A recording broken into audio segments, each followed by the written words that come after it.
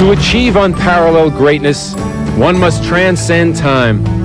One's abilities and accomplishments must be measured against those who came before. To be great, one must improve upon existing excellence, and at the same time lead your team to ultimate success.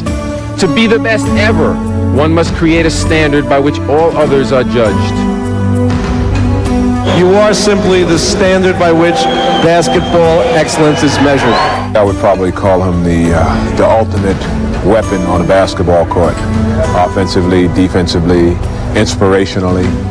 He just stands apart from every player I've ever seen. You're simply the best. Better than all the rest. Better than anyone.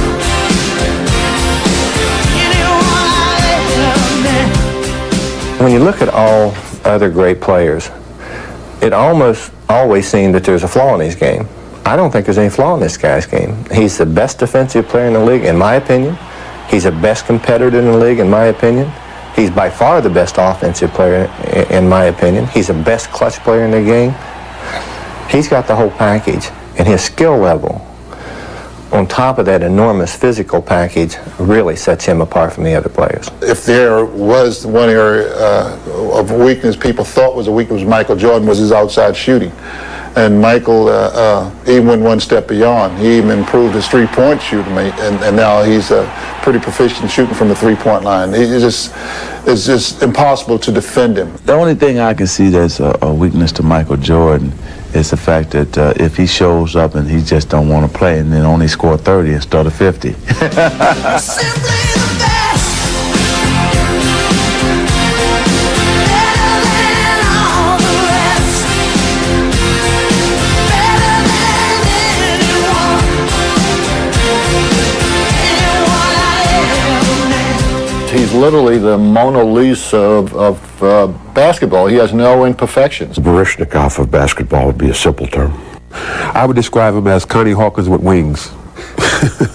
Superman. An aerodynamic superhero who can't be defined, diagrammed, described, or defended. An outlaw of gravity, a compulsive competitor, a man whose cup is never filled, who always craves more. A man who, quite simply, has conquered the sport. I thought I was the most competitive person that I ever knew until I met Michael. We went at it in Barcelona, at each other. We thought we could beat each other at everything, and we tried to. Free throw, jump shot, three-point, cards, checkers, anything. We wanted to beat each other so bad. And I've seen that on the golf course. I've played with him a number of times, and it doesn't matter what kind of a game he's competing in. He's got a game within a game, and the competitiveness is, in reality, probably what drives him to be what he is. What if my face wasn't on TV every other second? What if there wasn't a crowd around every corner? What if I was just a basketball player? Can you imagine it? I can. There's such an enormous burden on you when you're good.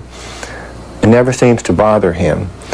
But also, what happens when you're that good, other players who are all-star caliber have a lot of courage also. You can see their courage go away when they're playing against him. He emotionally and mentally destroys players at times, and you can see it happen. 4 years ago, I was going into places like Chicago and Los Angeles and saying, Larry Bird is the best player I've ever seen, and they were throwing things at me, as you might imagine.